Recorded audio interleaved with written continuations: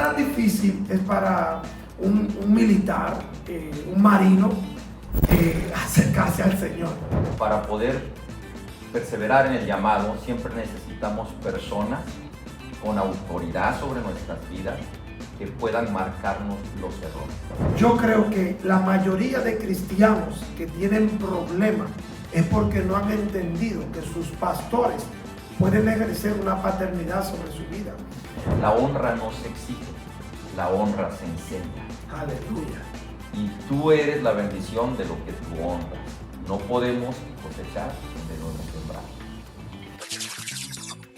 ¡Wow! Yo siento que me estoy transformando, te estoy diciendo. Siento que voy a volar. Meta los dientes que este día, ministro, métete los dientes, trágatelos como una menta, Hall.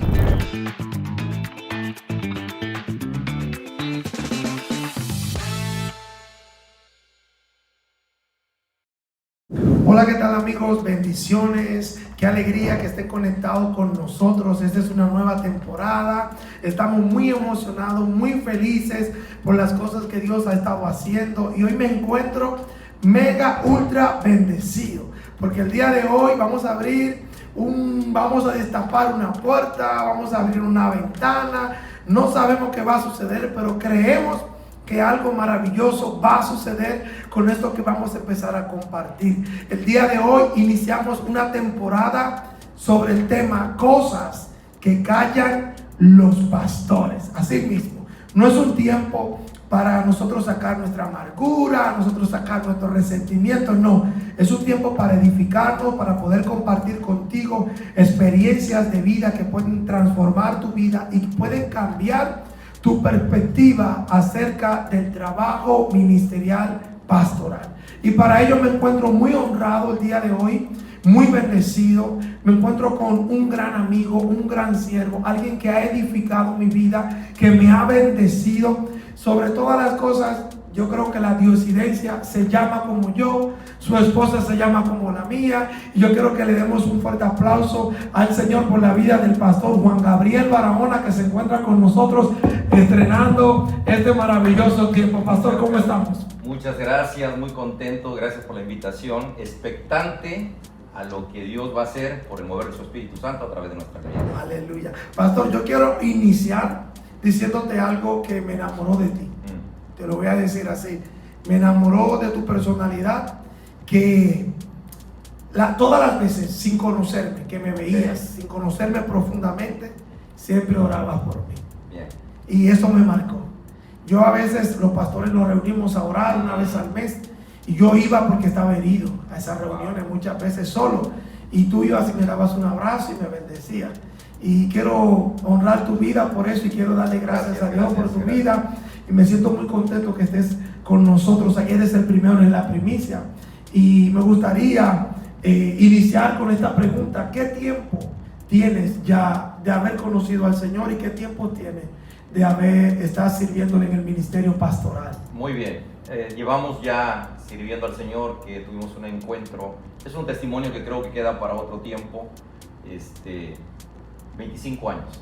Wow. Mi familia y yo llegamos un domingo a la Congregación de Amistad Cristiana Cancún, quebrados, rotos, hechos pedazos, pero con la esperanza de conocer al Rey de Reyes y servirle hasta el día de hoy. Como pastores aquí en la ciudad tenemos ya 14 años aproximadamente, vamos a cumplir este año, sirviéndole, no de tiempo completo, porque somos pastores bifuncionales. Tenemos una profesión, tenemos un oficio, pero también le damos la primicia de nuestro tiempo a nuestro Señor. Hablando de su profesión, no sé, esto está muy orgánico. Usted tiene el derecho si quiere responder o no, ¿verdad? Sí. Pero algo que me llamó mucho la atención, que lo conocí, usted viene de la infantería de Marina. Bueno, más bien de la infantería, vengo de la ingeniería naval. Ingeniería naval. Sí, Entonces, sí. ¿qué tan difícil es para un militar, un marino, acercarse al Señor? Sí, claro, siempre traemos la mayoría de los que hemos servido en las Fuerzas Armadas. Traemos un trasfondo de una hombría errónea. Y cuando a mí me preguntan, ¿por qué te fuiste de la Marina? Yo digo, porque me estaba esperando el mejor de los ejércitos, de nuestro Señor Jesucristo, el Señor de señores, el mero comandante de allá arriba, el que reina y gobierna nuestras vidas. Pero sí fue una temporada para forjar carácter, el trasfondo de venir de una orfandad, en un divorcio de una familia disfuncional, me llevó el reto a buscar una institución que forjara carácter, porque era rebelde. Y recuerdo una de las palabras de mi padre, era, tú nunca vas a hacer nada en la vida. Y le digo, yo quiero ser constructor. Y me dijo, no, tú vas a ser un destructor. Entonces eso me ayudó a fijar un reto y una meta de mostrarle a mi padre, pero también a la sociedad, de que no importa el trasfondo que traigamos de ser seres rechazados, rotos, con familias disfuncionales, sino que siempre habrá que buscar dónde mejorar y forjar carácter. ¿Qué tan importante es en nuestra vida una paternidad? Yo le mencionaba a una persona con la que hablaba esta mañana, le decía, todos los errores que podemos encontrar en este mundo que vivimos tan caído, es porque no hemos encontrado una familia que un hombre asuma la responsabilidad de ejercer una paternidad de una manera correcta. Y yo creo que a través de la Marina usted estaba buscando algo que no le dio, no lo recibió en casa. Correcto. Y muchas veces nosotros estamos así. Pero también cuando venimos a Dios, escuchaba el pastor de usted que dijo algo que me impactó bastante, el pastor doctor Sergio Anaya. Correcto. Él decía en una de sus conferencias que es muy difícil que una persona que haya crecido con una paternidad distorsionada pueda relacionarse con Dios como su padre. ¿Qué tan importante en este trayecto de vida, no simplemente de pastor, sino de vida de usted personal, ha sido ver a Dios como su padre en su vida? Bueno, ha sido determinante y una necesidad para poder perseverar en el llamado. Siempre necesitamos personas con autoridad sobre nuestras vidas que puedan marcarnos los errores, que puedan aconsejarnos, que puedan escucharnos, como hablamos antes de cámara, sin juzgarnos, que puedan restaurar el trasfondo que traemos. Pero sí hay una necesidad de tener ayos curadores. La Biblia habla de ayos curadores y padres espirituales. Aunque quiero abrir un paréntesis muy rápidamente, hay personas que les cuesta, se les hace muy difícil, les cuesta mucho trabajo buscar un padre espiritual, por lo que tú decías al principio. Y el doctor en teología Felipe del Castillo dice lo siguiente: quítale al rostro de tu padre la cara de Dios. No podemos ver a Dios como padre si antes no terminamos de restaurar ese pendiente que tenemos de deuda con nuestro padre terrenal aquí en la tierra. Entonces lo podemos ver en la Biblia. Cuando los fariseos escuchaban decir a Jesucristo, Abba, Padre mío, ¿por qué? Porque el judío no puede ver a nuestro Dios como Padre. Entonces, también el Señor Jesucristo, que dice que no podemos llamar, ¿verdad?, aquí en la tierra a nadie Padre más que al que está en el cielo. Entonces, si hay una necesidad, es importante para un crecimiento, para consolidarse, para expandirse, para la familia, para tu seguridad, tener una autoridad o un tutor espiritual. Es algo muy valioso y muy importante. Y yo algo que siempre ha estado en mi mente en relación a la relación pastoral, así mismo como nosotros no podemos relacionarnos con Dios como Padre si tenemos una paternidad distorsionada, yo creo que la mayoría de cristianos que tienen problemas es porque no han entendido que sus pastores pueden ejercer una paternidad sobre su vida. Lamentablemente vivimos en un tiempo donde se ha abusado tanto del término paternidad, donde la gente ha caído en la manipulación, ha caído en el beneficio propio. Pero yo creo, haciéndolo y practicándolo de la manera correcta, de la manera bíblica, siempre va a haber un beneficio para bien en la vida de aquel que puede reconocer la paternidad en la vida de su pastor. ¿Cómo usted se relaciona con su pastor? Porque muchas veces decimos, fulano es pastor, pero ¿quién te pastorea? ¿Quién lo pastorea? ¿Quién pastorea al pastor Juan Gabriel Barahona? Bueno, nos pastorea a mi familia y a servidor nos pastorea el doctor Sergio Ricardo Anaya junto con su esposa, la licenciada Claudia Sánchez de Anaya, desde hace ya 25 años. Nosotros podemos tener un conflicto familiar, un conflicto o dudas ministeriales y corremos a Cancún, sacamos una cita. También tenemos tiempos de convivencia, lo que llamamos tiempos de refrigerio, donde nosotros le honramos pasando tiempos de intimidad con nuestros padres espirituales. Ese es un punto muy importante, porque la honra no se exige, la honra se enseña. Aleluya. Y tú eres la bendición de lo que tú honras. No podemos cosechar donde no hemos sembrado. Yo creo que a muchos pastores le cuesta relacionarse con sus pastores por lo mismo de la paternidad. Hay cosas que no han resuelto y se le hace imposible a lo mejor ver a un hombre como su padre. Y más hablando de un término espiritual. A mí me pasa lo mismo con mi esposa. Mi pastor es como una espada. Está en medio de los dos. Y él nos ama a los dos. A veces le digo, tú eres un hipócrita. Porque a mí me dice que me ama más que a ella, y a ella le dice que la ama más que a mí. Y siempre, pero tenemos una buena relación con nuestro pastor. Y algo que me ha ayudado a mí es que mi pastor, como una espada, si tiene que decirme lo que tenga que decirme a mí, me lo dice. Y lo llamo para todo, para cosas que parecen infantiles. Y a veces la gente no entiende qué tan importante es tomar en cuenta la opinión de tu pastor. Y yo creo que la vida de muchos pastores que nos pudieran estar escuchando va a cambiar cuando ellos empiecen a relacionarse con Dios como su Padre, y también empiecen a relacionarse de una manera más intencional con sus pastores. Necesitamos un pastor. Ahora bien, usted dice que el doctor lo pastorea a usted y a su esposa. En el ministerio, muchas veces vemos que la vida de los pastores son vidas solitarias, muy solitarias. ¿Qué tan importante ha sido en este trayecto de más de 25 años de caminar con el Señor, con el acompañamiento de su amada esposa? Es vital en la vida del llamado ministerial, un punto de partida. Ningún pastor nacimos en el púlpito. Fue una asignación de Dios. Un pastor, o quien se dice ser pastor, o un líder ministerial, tiene que reconocer que tiene un llamado genuino de parte de Dios.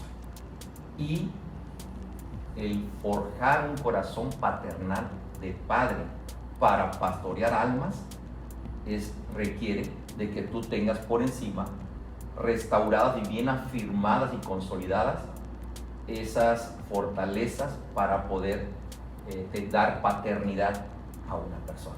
No podemos dar lo que no tenemos y lo que no somos. ¿Cómo llegó a su vida la confirmación de que esta era la asignación divina que Dios tenía para usted? Fíjate, fue algo muy curioso, porque llevó 2 años el que pudiera yo acercarme a mi pastor. Como toda oveja recién llegada al redil, nos sentamos hasta las últimas sillas de atrás.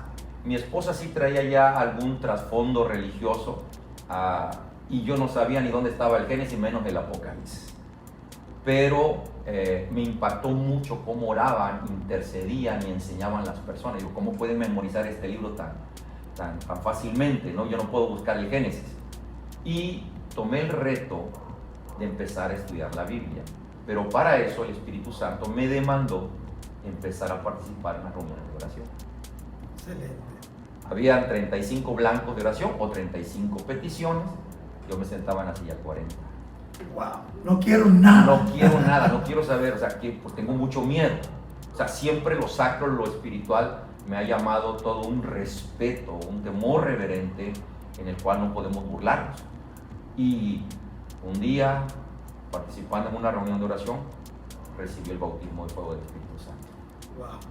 Y ahí vino un equipamiento de dones, de habilidades, y como eso fue obvio y fue muy claro para las 40 personas que estábamos en la sala, a partir del día siguiente, el pastor tomó una formación y un discipulado.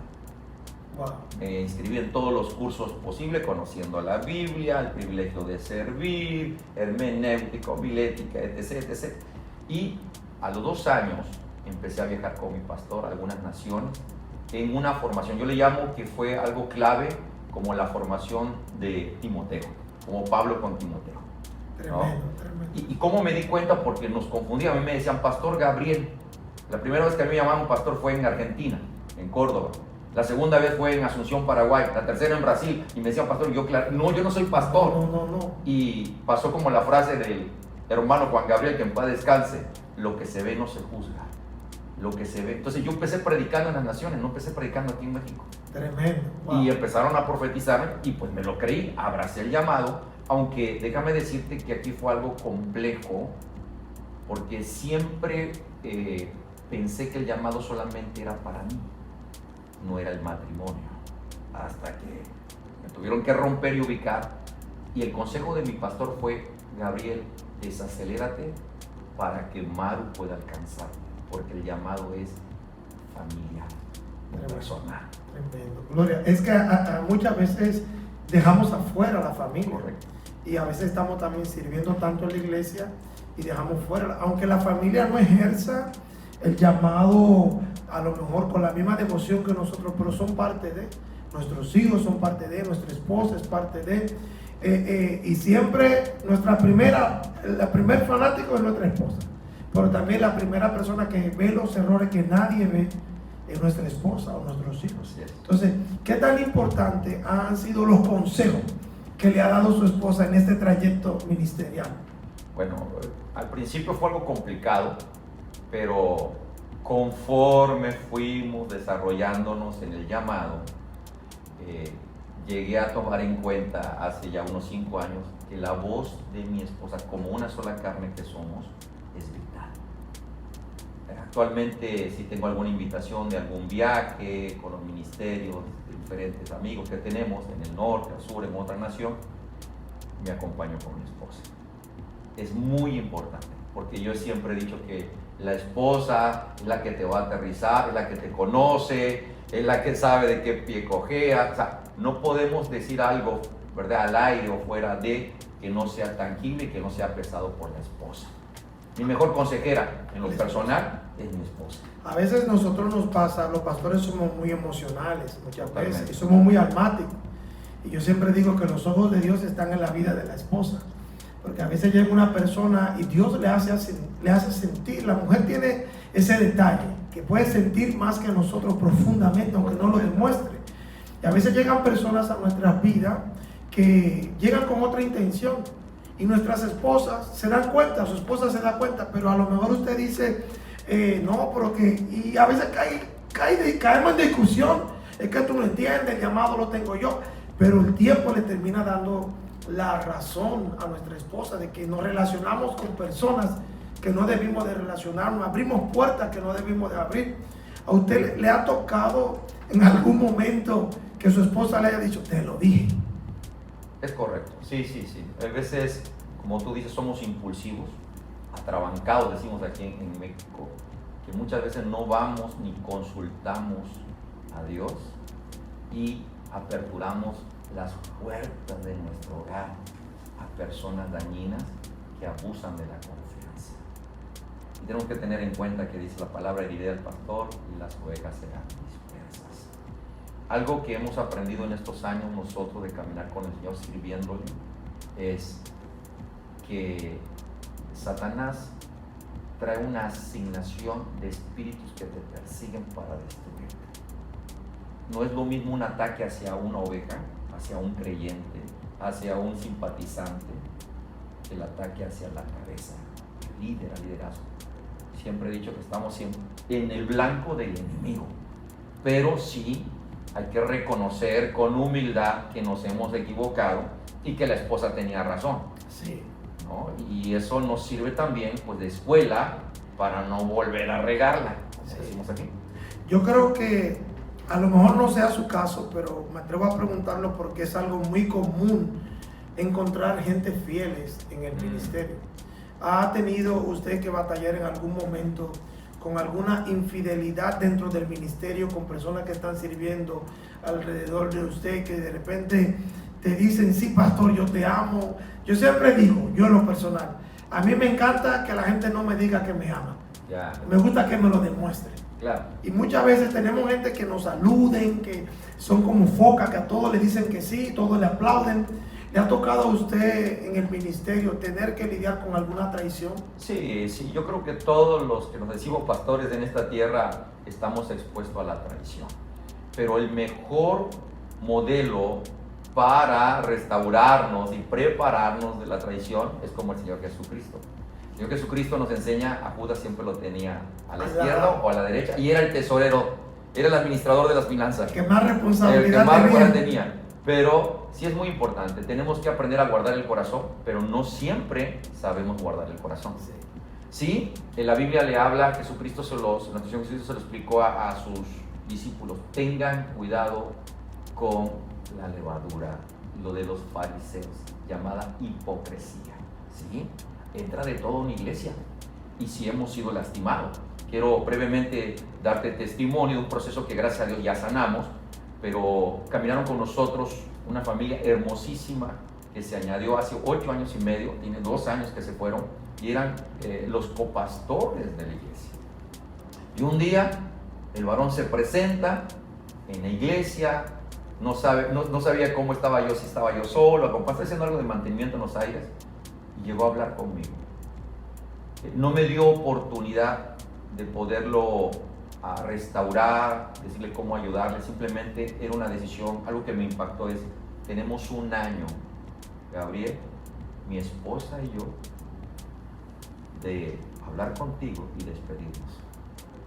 Y algo que también me rompió fue, dice, mi esposa me ha dicho que tú ya lo sabes que nos vamos a ir. Ahora fíjate qué importante la paternidad, vamos a conectar esto con lo otro.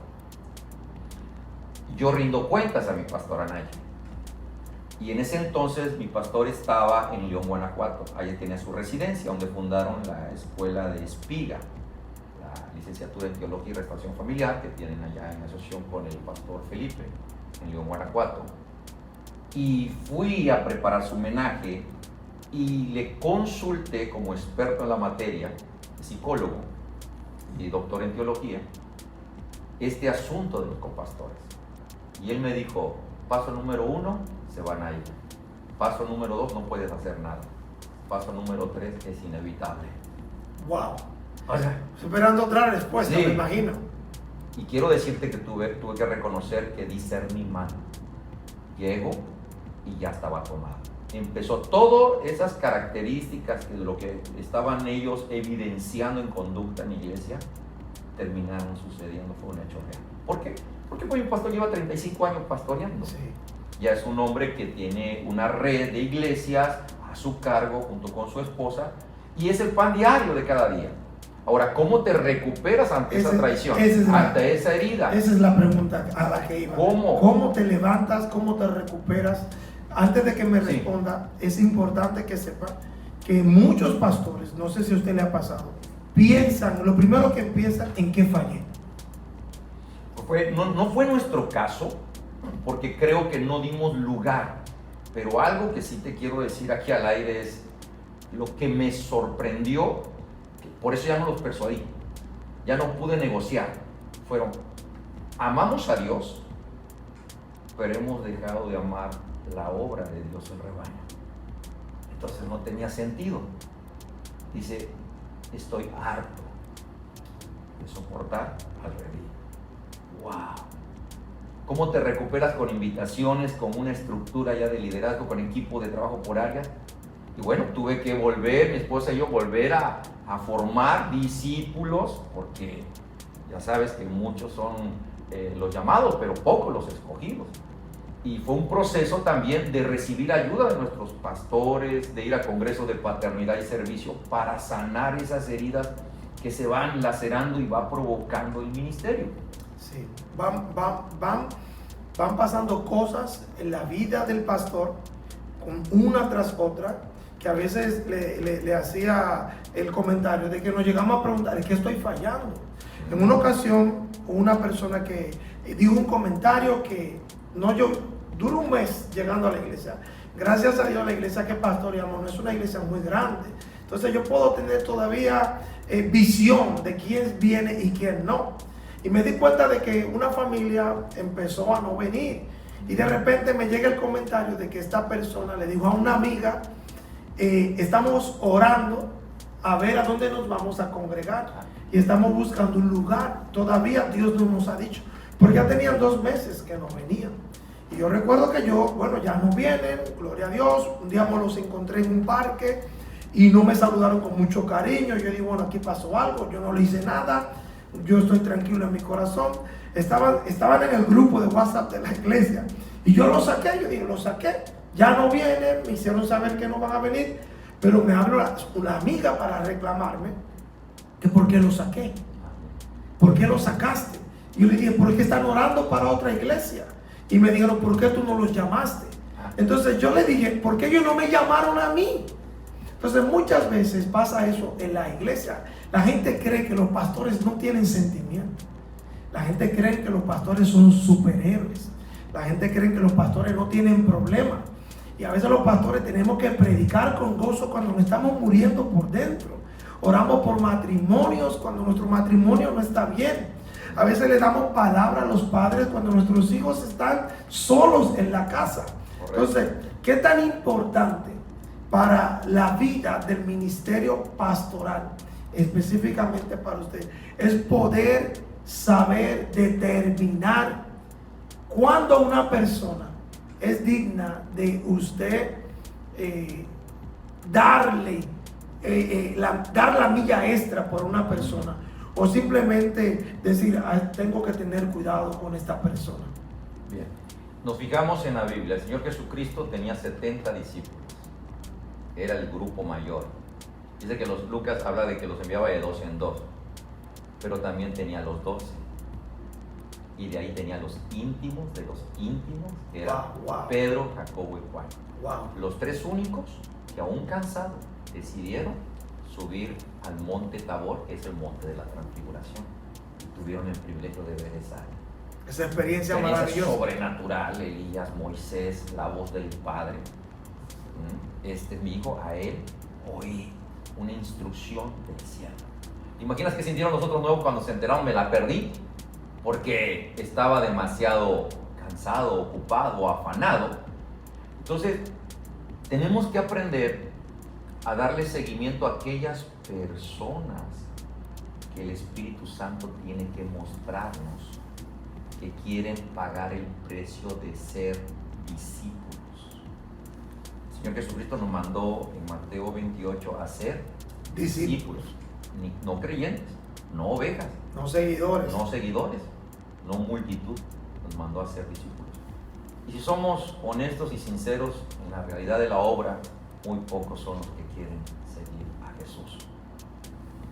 ¿Cómo poder recuperarte de todo esto que me estás preguntando conforme a la traición? ¿Y cómo poder filtrar a estas personas? ¿Cómo conocerlas? Primero, seguir trabajando con la formación del corazón paterno. Segundo, tenemos eventos, a lo que hablábamos fuera de micrófonos hace un momento, los retiros, los encuentros, los talleres. Nosotros le llamamos a un evento Roten, que se llama Rompimiento Total Edición Masculina. Iglesia bendecida a las mujeres, como el que van a tener ustedes, donde la sanidad interior, la administración, la liberación, las clínicas del alma ponen en evidencia todo ese déficit que trae una persona.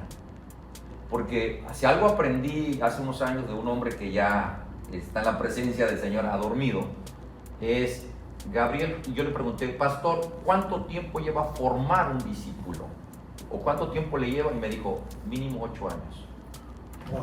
Yo me quedé, pero no me cabe. Y la verdad, yo dije, este hombre perdió la razón. Cuando empezamos a vivir esta crisis de traiciones, de que gente se va, wow, entendí que verdaderamente, y la respuesta fue, un alma, Gabriel, es lo más valioso para nuestro Señor Jesucristo. Y dice, y yo, como líder ministerial, no le puedo confiar a cualquier persona una vida. Wow. Yo tengo 2 que le quiero compartir brevemente acerca de esa.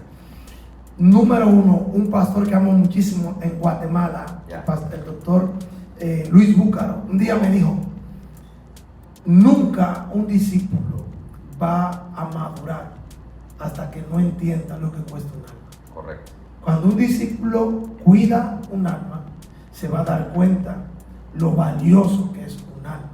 Y otra que aprendí hace brevemente, estuve en Toluca y en el desayuno mensual de pastores, hay una frase que el pastor decía, es una frase que se ha satanizado casi mente, donde él dice, muchos pastores dicen, muchos, y hasta yo lo he comentado, las ovejas son del Señor. Correcto. Y a veces ese pastor decía, eso es muy peligroso, porque a veces lo decimos y no medimos la importancia o el peso que tiene esto. No, todas las ovejas son del Señor, pero a quien el Señor le va a pedir cuenta por las ovejas que te mandó es a ti. Correcto. Entonces nosotros no podemos permitir que nuestras ovejas estén divagando por el mundo. Tenemos que cuidarlas, es nuestra responsabilidad. Y muchos pastores que le encantan robar ovejas, le encantan pescar en pecera, no en el mar, siempre dicen, todas las almas son del Señor. No estamos hablando de que tenemos nuestro propio reino, estamos hablando que es nuestra responsabilidad cuidar una vida. Yo recuerdo que en una ocasión se fueron unas personas de la iglesia y a mí no me dolieron que ellos se fueron, me dolió a quienes se llevaron, porque a quienes se llevaron fueron alguien que nosotros tardamos años predicándole la palabra. Entonces, que venga una persona y se lleva una persona que tú sabes lo que te costó, te duele.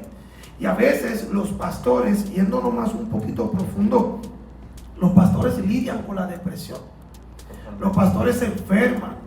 Porque yo le digo, a lo mejor usted no ha sido su caso. Mi caso, cuando una persona se ha ido, yo mismo Señor, tú me llamaste. Señor, de verdad, ¿por qué tengo que pasar? Nuestros hijos a veces se encariñan con gente y de repente esa persona no está y tú dices, y tus hijos te preguntan, ¿qué pasó? ¿Cómo le explico? ¿Le ha tocado a usted en algún momento estar a solas con el Señor y decir, Señor, este proceso que estoy viviendo, ¿cómo ha lidiado usted con la soledad? Porque a veces le decía, somos los pastores muy buena onda, pero se termina el servicio. ¿Quién le escribe? ¿Quién lo felicita? ¿Quién lo anima? ¿Ha lidiado usted en algún momento de su vida con la soledad? Sí, claro. Yo creo que la mayoría de todos, aunque es difícil reconocerlo, la soledad es la ausencia del acompañamiento. Pero ministerialmente hay una necesidad de tener amigos, verdaderamente amigos que tengan el tiempo de escucharte, de poder ministrar tu vida, de orar por ti, de abrazarte, de disfrutar un café o practicar un deporte o alguna dinámica. Pero si somos sinceros, hoy en día la soledad es la consecuencia que empieza como un aislamiento en la mente. Mira, todo pastor en ocasiones, me ha sucedido a mí, puede sentirse solo, aunque tienes una familia, tienes una esposa y tienes hijos. Tienes un equipo de trabajo, liderazgo, tienes pastores, pero estás solo. Y si hay algo que podemos maquinar son los pensamientos, pero son pensamientos dañinos y erróneos que nos llevan a aislarnos. En la Biblia podemos ver el caso de Elías, el profeta de fuego. Un hombre que era la voz y el poder del Señor. Y un día un WhatsApp, siempre le digo a los jóvenes así, de Jezabel fue suficiente para entrar en una persecución y una depresión. Se aisló. Para que se volviera casi loco. Casi loco. Y ahí termina su ministerio. Aunque el Señor no le recibe el ministerio hasta que prepara una segunda generación. Eliseo. Tremendo. Tremendo. Y el Señor lo sostuvo, pero ya no vivió en una plenitud de servicio porque venía de un desgaste. Hablabas hace un momento la frustración de ver gente que va, de ver gente que viene, de ver que muchas veces todo ese esfuerzo, ese tiempo, la economía, las ganas que le echamos y no vemos los resultados. Y parece que es cíclico, nos llevan a sentirnos solos y nos da vergüenza hablar de... Ahora, mira, uno de los síntomas para que un pastor o quien se diga ser un líder ministerial pueda identificar que está solo es cuando dejamos de disfrutar los detalles. Nos cuesta más trabajo preparar un mensaje. Bajamos la guardia en el ayuno y la oración. nos volvemos lo que yo le digo a mi esposa, crítico negativo. Todo lo vemos mal y le buscamos defecto. Dejamos de pasar tiempo con la familia y nos aislamos. La mujer sí, por característica y dinámica ella es más expresiva, pero nosotros todo lo estamos pensando, estamos rumiando cómo vamos a resolver. Y de los aspectos que es no ver los resultados de tanto esfuerzo, lo que hemos sembrado por años, pero también la parte económica. Y eso nos lleva a un brote de las enfermedades somáticas, que son el exceso del estrés, el temor y la preocupación, aunque no lo queremos reconocer. Por eso es un tiempo de sanidad, de restauración. Hace muchos años yo fui con mi pastor, hace como 5 o 6 años, en una crisis. Y tuve que, recuerdo, tomar el auto de mi esposa y viajar hasta Mérida porque él estaba en un evento, pero yo ya sentía que no podía, había llegado a un tope. Y el diagnóstico de él fue que yo estaba viviendo un desencanto ministerial. Dejé de disfrutar el servir al Señor. Ese es un peligro grave. La Biblia dice, sirvan con alegría. Un ministerio, un ministro de culto que ha dejado de servir con alegría, escúchame bien, está solo.